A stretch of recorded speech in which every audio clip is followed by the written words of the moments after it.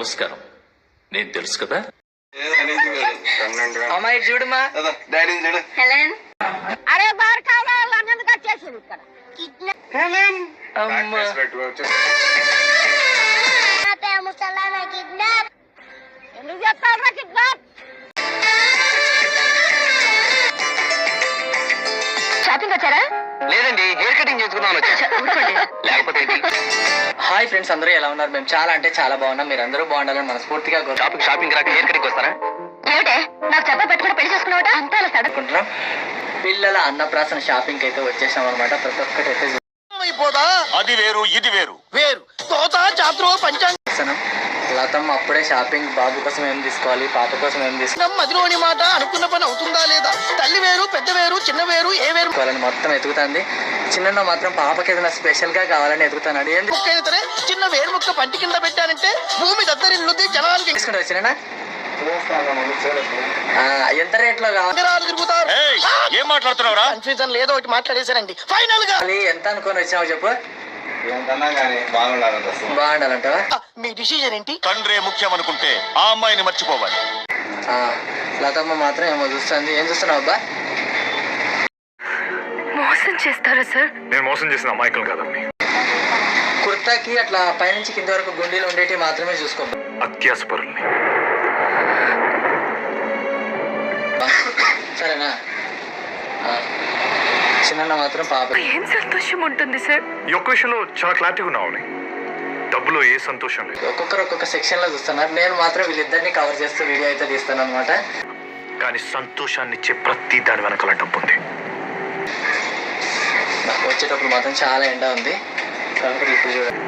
ఎందుకంటే money is always ultimate. లోపల అంత ఏసీ కాబట్టి చల్లది. ఎప్పుడైనా చిన్న ఈ దునియాలో బ్రతకడానికి ఒక్కడు ఒక మార్గం ఎంచుకుంటాడు. నేను ఈ మార్గం ఎంచుకున్నాను. ఫ్రెండ్స్ పాపకే ఇస్తాడు కాబట్టి మొత్తం పాప నేల నీరు నిప్పు నింగితో పాటు డబ్బు ఆరోభూతంలో మారిపోయింది.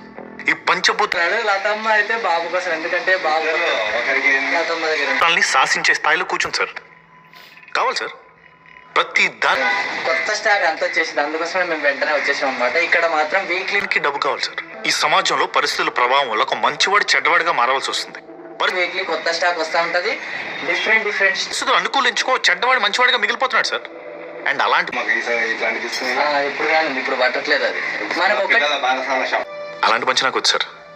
నేను ధనవంతుల్లా ఉంటూ మంచోళ్ళు ఉందాం అనుకో. బారసాల షాపింగ్. బారసాల కాదు ఇది, అన్నప్రాసన. అన్నప్రాసన. నీ చేతుల్లో ఎంతమంది మోసపోయారు వాళ్ళ గురించి ఒక్కసారి ఆలోచించావా సార్? షాపింగ్ బారసాల షాపింగ్ ఇక్కడే, ఫుడ్కి అన్ని ఇక్కడే తీసుకున్నాం. ఎందుకంటే ఇక్కడ బట్టలు నాకు మోసపోవడం, మనుషులు నాకు మోసపోవడం చాలా కామన్ సార్. సార్ దొరికినట్టు రేట్ అయినా నార్మల్ రేట్ ఉంటది, క్లాత్ బాగుంటది.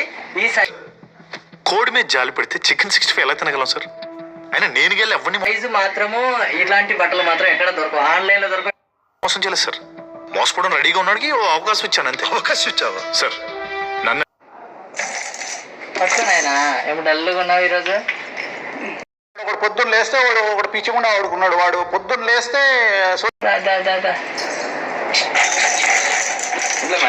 సోషల్ మీడియాలో మనకి అదే పని. వాడు ఈ దేశంలో ఉంటాడు, ఎక్కడ ఉంటాడో వేరే దేశంలో ఉంటాడు. ఉండి వాడు పొద్దున్న లేస్తే